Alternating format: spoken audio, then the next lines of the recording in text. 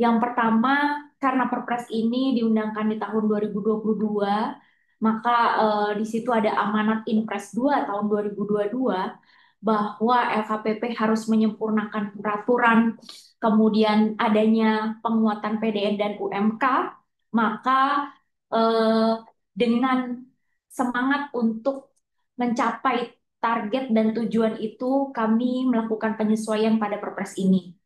Selanjutnya ada dukungan program prioritas nasional yang tercantum dalam visi misi Presiden saat ini yaitu Pak Prabowo.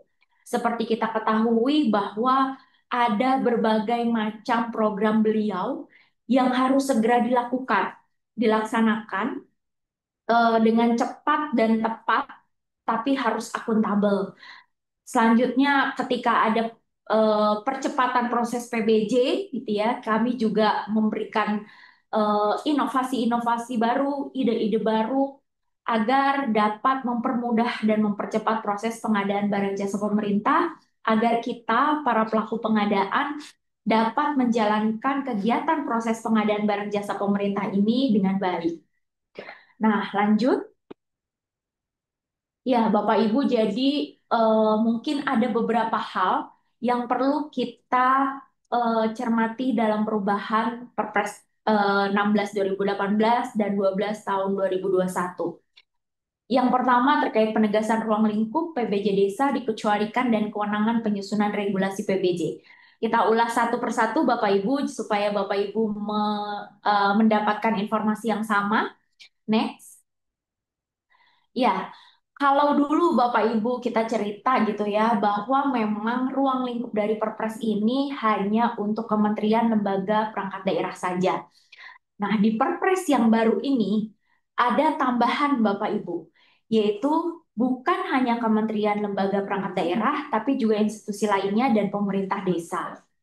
Nah, dengan adanya perluasan dari ruang lingkup ini diharapkan nantinya semakin banyaknya pengguna dari Perpres ini sehingga pengadaan barang jasa pemerintah menjadi dapat lebih bisa digunakan oleh berbagai instansi ya atau institusi bagi mereka yang membutuhkan. Nah, sama Bapak Ibu, ketika dulu yang dicakup gitu ya hanya melingkupi ABPN dan APBD saja, maka di Perpres tahun 2025 ini, Perpres 46 tahun 2025 ini, karena desanya masuk, maka anggaran desa, yaitu APB desa juga eh, bisa digunakan sebagai pengadaan barang jasa pemerintah. Nah, mudah-mudahan nanti dengan semakin lebarnya gitu ya, luasnya ruang lingkup dari pemberlakuan Perpres ini diharapkan pengadaan barang jasa pemerintah akan semakin eh, bisa menjadi solusi pengadaan barang jasa pemerintah yang baik. Next. Nah, ini juga ada perubahan Bapak Ibu. Kalau mungkin ini salah satu poin baru gitu ya yang ada di dalam Perpres 46 bahwa memang kalau pengadaan di desa itu kita harus mengutamakan penyedia desa setempat dan penggunaan material yang ada di desa. Nah, mungkin yang perlu Bapak Ibu cermati dalam konteks ini adalah di sini pemberlakuan swakelolanya.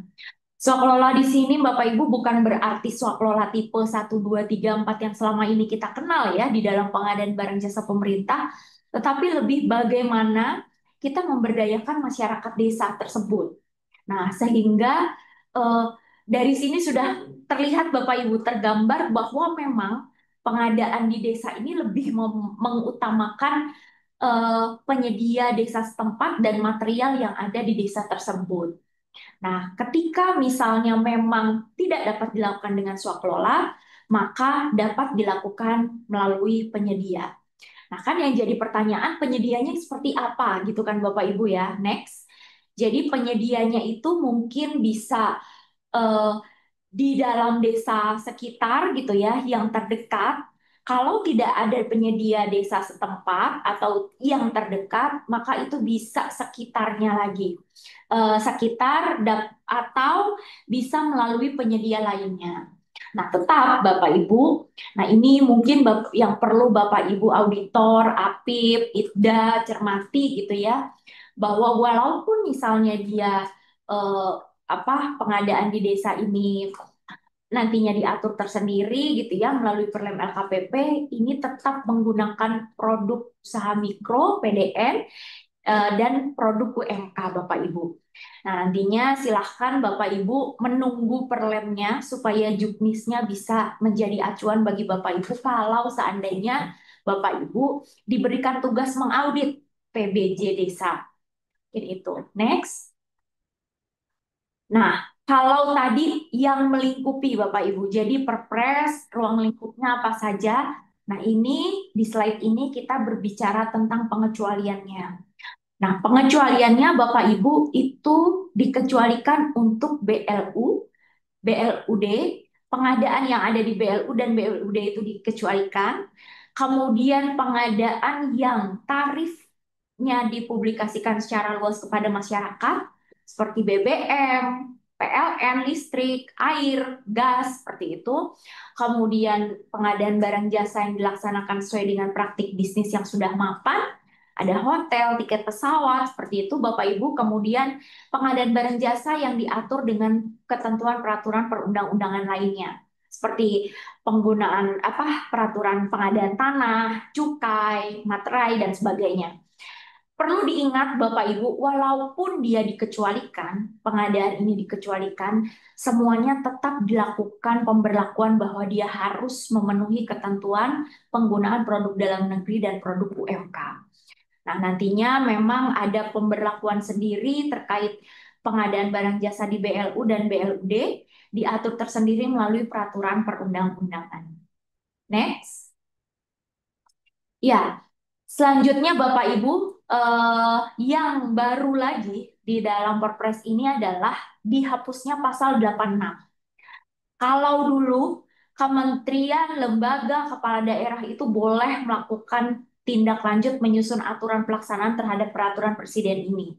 Di dalam Perpres 46 ini ketentuan tersebut sudah dihapuskan. Yang boleh melakukan penambahan ketentuan dalam proses bisnis di Perpres ini adalah hanya institusi lainnya saja. Nah, jadi daerah semua harus tunduk kepada Perpres, kementerian juga, kemudian lembaga juga, sehingga tidak diperkenankan lagi menyusun aturan yang berbeda dari peraturan presiden ini.